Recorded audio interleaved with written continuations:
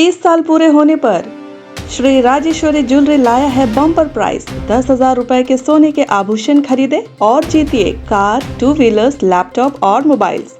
साथ ही ढेर सारे पुरस्कार जीतने का मौका पाइए।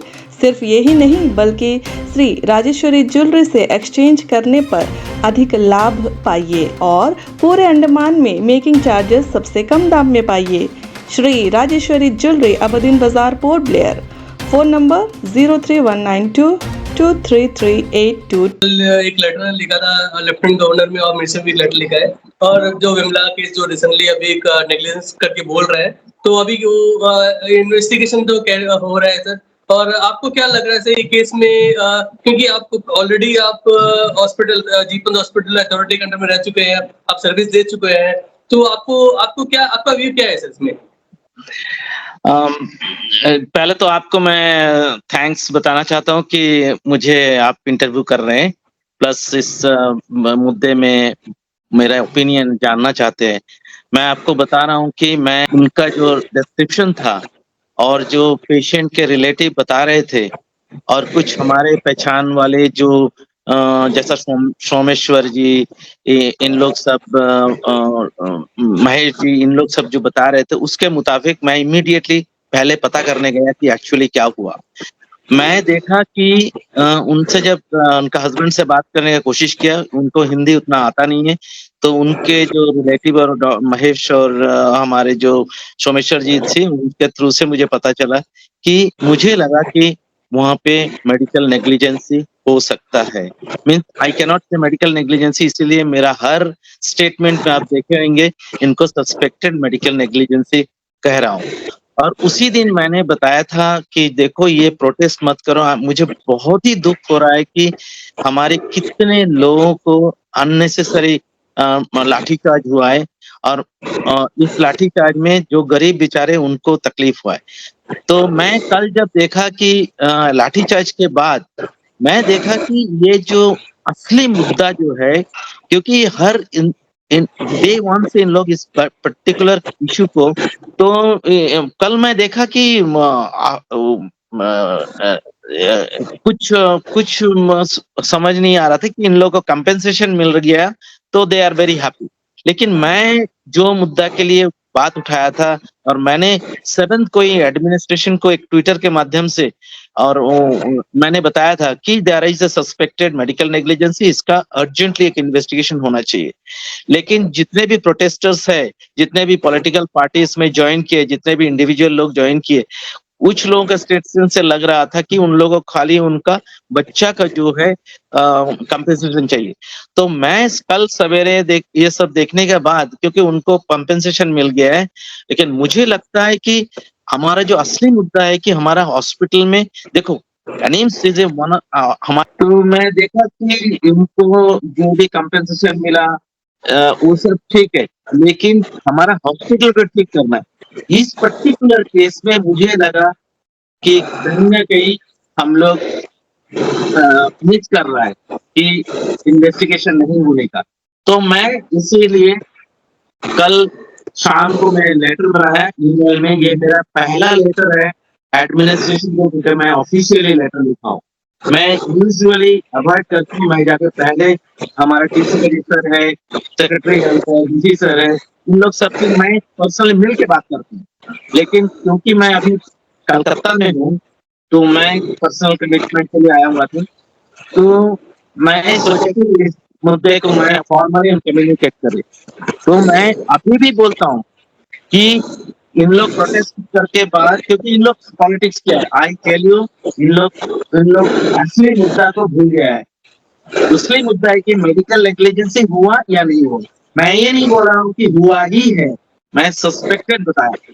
तो इसीलिए मैंने बोला कि एक इम्पार्शियल इन्वेस्टिगेशन टीम बनाना है जिसमें ये सस्पेक्टेड मेडिकल नेग्लिजेंस को एक इंडिपेंडेंट एक्सपर्ट जो एनएम्स का मैनेजमेंट के साथ नहीं होना और डायरेक्टरेट ऑफ हेल्थ सर्विसेज का मैनेजमेंट में भी नहीं होना, क्योंकि there is a possibility of influencing the process of investigation.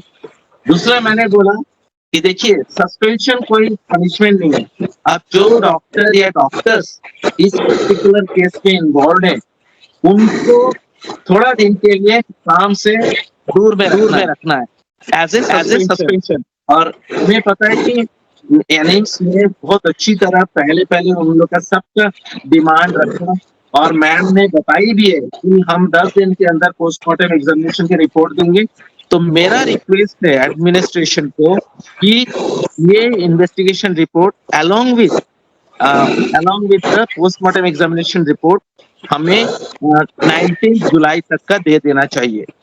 और जितना भी हमारा जो डिटेल इन्वेस्टिगेशन है, वो भी मैंने 3 नंबर पॉइंट में लिखा हूं कि इनका investigation report should be available by 19 July. और अगर हमारा मेडिकल नेग्लिजेंस बोर्ड ने, इन्वेस्टिगेशन टीम ने डिटेक्ट किया है कि there is a medical negligence, तो उसमें we have to punish the doctor और डॉक्टर्स इन्वॉल्व, नंबर 1।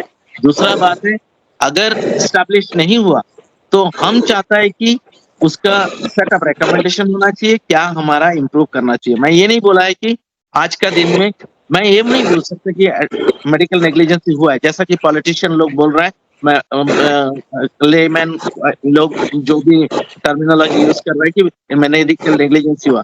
मैं डे 1 से बता रहा हूँ कि ये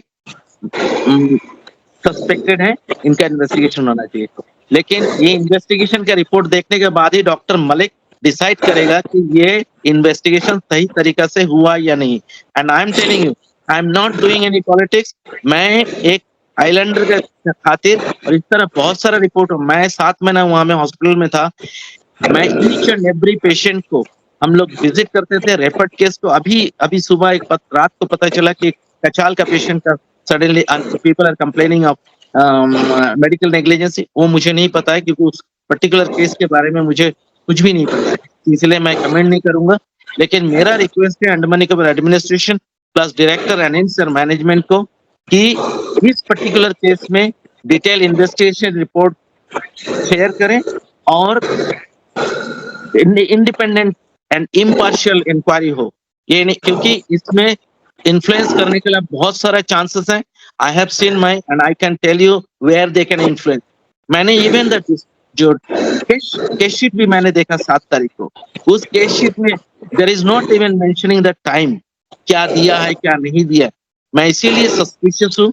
मैं ये नहीं बोल रहा कि मेडिकल नेग्लिजेंस हुआ है, इसका इन्वेस्टिगेशन होना चाहिए और इम्पार्शियल इन्वेस्टिगेशन हो।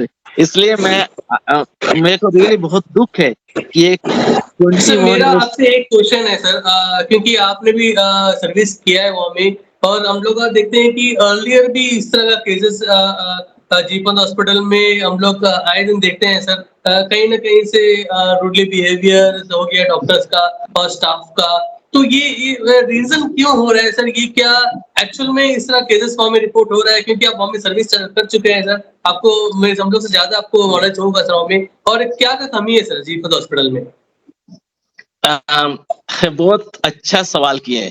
मैं एनिम्स में मैं तो पहले थैंक्स देना चाहता हूँ कि अंडमान निकोबार एडमिनिस्ट्रेशन को, स्पेशली डायरेक्टर एनिम्स और जो भी हमारे सेक्रेटरी हेल्थ थे अर्जुन शर्मा जी। उस जमाने में मेरे को अपॉर्चुनिटी मिला था कि 7 महीना काम करने के लिए। मैं आपको ये चीज बता रहा हूँ कि हमारे जो डॉक्टर्स है, एक से बढ़कर एक डॉक्टर है हर स्पेशलिटी में। हाँ, कुछ डॉक्टर्स, कुछ स्पेशलिस्ट का कमी है। और मैं ये भी देखा हूँ जो आप बता रहे हो कि कुछ हमारे जो स्टाफ्स है वो कभी-कभी क्योंकि स्ट्रेस, अपना फैमिली, अपना वर्क का प्रेशर में कभी-कभी अपना स्टेटमेंट गलत भी बोल देते हैं। वो मैं इसका एक्सेप्ट करता हूँ एंड मुझे भी पता है। लेकिन वहाँ पे जो चीज मुझे लगता है होना चाहिए, पेशेंट पार्टी को पेशेंट के बारे में डिटेल अपडेट करना चाहिए। There is no mechanism. मैं जब वहां पे था, मैं even thanks to director ma'am की मेरे को सीनियर मैनेजमेंट टीम के साथ था। मैं इवन रात को भी विजिट करता था, सरप्राइज विजिट करता था। वहां पे बहुत सारा चेंजेस भी लाए। लेकिन अभी कुछ लोग मुझे ये भी बताते हैं कि सर आप चले गए, जैसा का तैसा हो गया। So I think there is a problem with the management. वहाँ पे सुपरविजन बहुत जरूरी है और स्ट्रिक्ट मॉनिटरिंग होना चाहिए।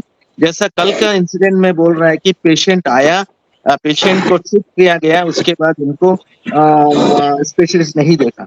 देखिए मैं जब 1986 से 96 तक मैं जॉब जॉब किया यही जीबीपुर में। आई यूज्ड टू मैनेज हमारा सर्जिकल वार्ड में 3 साल मैनेज किया।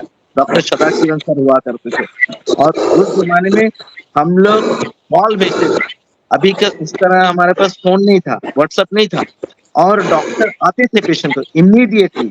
जो चीज आज का दिन में मिसिंग है वो फोन आते हैं, जूनियर रेजिडेंट आता है। Junior resident is just finishing after internship, वो सीख रहा है। तो इसीलिए मुझे लगता है कि कुछ जो मैकेनिज्म है मॉनिटरिंग मैकेनिज्म में चेंज करना चाहिए। और मैं जब 7 महीना था, हर रेफर्ड पेशेंट को हम जाके विजिट करते थे। हमारे साथ और एक कलीग होती थी, हम लोग जाके विजिट करते थे। मैं I used to make sure, madam को भी पता है कि 24 आवर्स के अंदर कोई भी रेफर्ड पेशेंट बाहर से आया हुआ है, वो रंगत से हो, मायाबंदर से हो, कैम्बल वे से हो या गैरचरमा से हो, रेफर्ड पेशेंट को विद इन इमीडिएटली स्पेशलिस्ट को देखना है। अगर वो नहीं देखा तो doctor Malik used to inform the HOD and the concern specialist. Request करता था कि इनको आके देखना। और मैं आपको बता रहा हूँ बाय द टाइम मैं छोड़ा 7 महीना में ये इट वाज रेगुलरली मेंटेन। तो हमें लगता है, देखिए और एक दूसरा बात है, बहुत सारा प्रॉब्लम है जो हमारा मेडिकल। एक तो हमारा एक फुल टाइम मेडिकल सुपरिटेंडेंट चाहिए।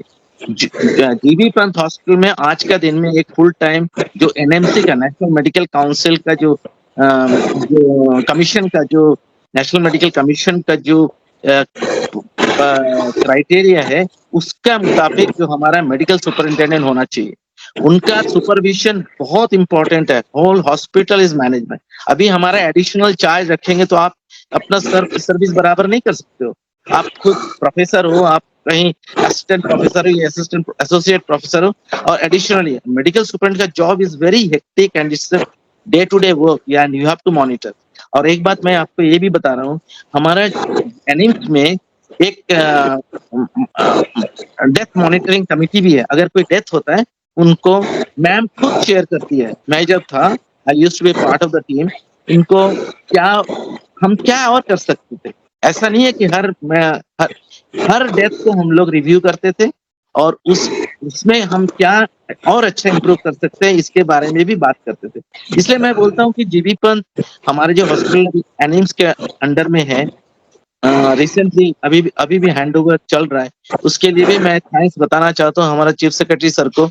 मैं 22 नवंबर 2022 दिसंबर में मैं चीफ सेक्रेटरी सर से मिला था। तब मैं एनिम्स ज्वाइन नहीं किया। कि मैं 2 रिक्वेस्ट है। एक रिक्वेस्ट है कि एनिम्स के अंडर में जीबी पंत फुल टाइम होना चाहिए। पहले ऐसा होता था कि हमारा GB Pant directorate of health services के अंडर में होता था और यहाँ पे मैनेज कर रहा है एनिम्स। तो अभी वो चीज नहीं है। अभी full time any problem in GB Pant hospital it should be addressed by director AIIMS. और ये लोगों को भी पता नहीं। उस दिन मैंने 7 तारीख को जब मैं सोमेश और महेश और इन लोग सबको बता रहा था, they were not aware, they were not knowing a politician से, आप समझ लो। उसके बाद मैंने दूसरी बात जो बताना चाहता हूँ, एक हमारे एनिम्स में स्पेशलिस्ट का भी कमी है। जो हमारा स्पेशलिस्ट आना चाहिए और भी हमारे एडमिनिस्ट्रेशन को करना चाहिए कि स्पेशलिस्ट को लाए। देखिए मैं 1986 से 95 तक काम कर रहा था। हमारा हॉस्पिटल में हर स्पेशलिस्ट अवेलेबल होता था। आज क्यों नहीं हो रहा है? क्योंकि हमारे इंटेंसिवली इसके लिए कोशिश करना पड़ेगा। हम खाली एडमिनिस्ट्रेशन का एम्प्लॉयमेंट क्या बोले डेली टेलीग्राम और हमारे वेबसाइट में, एनिम्स का वेबसाइट में डालने से नहीं होगा। It has to be in the national newspaper. उसके लिए एग्रेसिवली इनके लिए कोई काम करना है। आप अगर और एक बात मैं बता रहा हूँ, थैंक्स टू एडमिनिस्ट्रेशन, कि आज का दिन में जीबी पंत हॉस्पिटल तो अंडमान एनिम्स के अंडर में जा रहा है और एनिम्स का जो भी डायरेक्टर होता था पहले हर फाइल को डायरेक्टर हेल्थ सर्विसेज के थ्रू से जाना होता था। वो चीज भी मैंने रिक्वेस्ट किया था 2022 दिसंबर में चीफ सेक्रेटरी सर को। मैं चीफ सेक्रेटरी सर को थैंक्स बताना चाहता हूँ। आज का दिन में वो फाइल डायरेक्टली सेक्रेटरी हेल्थ के पास जाता है। ये मेरा 2 रिक्वेस्ट किया था and both the request consider. मैंने कभी भी किसी को बताया नहीं था। आज आपके माध्यम में मैं ये चीज लोगों को बताना चाहता हूँ कि एडमिनिस्ट्रेशन को हम थैंक्स बताना चाहता है, प्लस ये चीज पॉसिबल नहीं था अगर हमारा ऑनरेबल एलजी साहब अप्रूव नहीं करते। तो इसीलिए ये चीज तो थोड़ा बहुत हमारा जरूरत है मैनेजमेंट को थोड़ा ठीक होना, और एक जो हमारे डॉक्टर्स हैं उनको थोड़ा सा रेस्पॉन्सिबली बिहेव करना। मुझे पता है कि there are lot of challenges. इनको पहले आप देखेंगे यूनिफॉर्म नहीं पहनते थे हमारे डॉक्टर्स लोग। मैम वाज वेरी पर्टिकुलर कि यूनिफॉर्म पहनना है, और हम अपना एक अच्छा मैं आपको ये भी बताना चाहता हूँ, हमारे जो उस टाइम में एक मेडिकल सुपरिंटेंडेंट थे डॉक्टर उदय शंकर, वो आज हमारे साथ नहीं है। उनको छोड़ना पड़ा और ऑल्सो उनको रिसेंटली उनका देहांत हो गया। तो उनके टाइम में हम लोग बहुत कुछ कर पाए, क्योंकि ये इंटर्न जूनियर रेजिडेंट आप देखिए उनका नेम प्लेट नहीं होगा, किसी लोग ऐसे ही घूम रहा होगा। ये दीज आर द डॉक्टर्स और इंटर्न्स और जेएस जो भी नए बच्चे हैं, उनको सीखना है।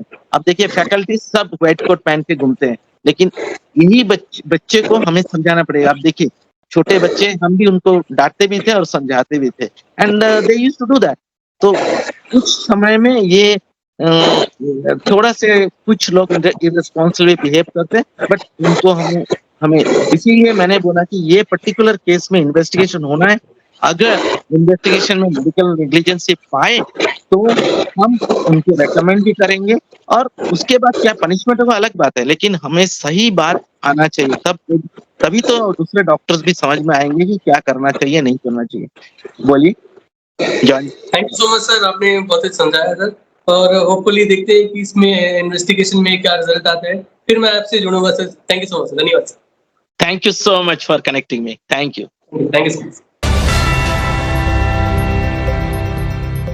अंडमान से जुड़ी सभी छोटी बड़ी खबरें देखने के लिए हमारे अपने न्यूज आज तक यूट्यूब चैनल को सब्सक्राइब करें और बेल आइकॉन प्रेस करना ना भूलें। हमारा अपना न्यूज आज तक, अब सच देखेगा अंडमान।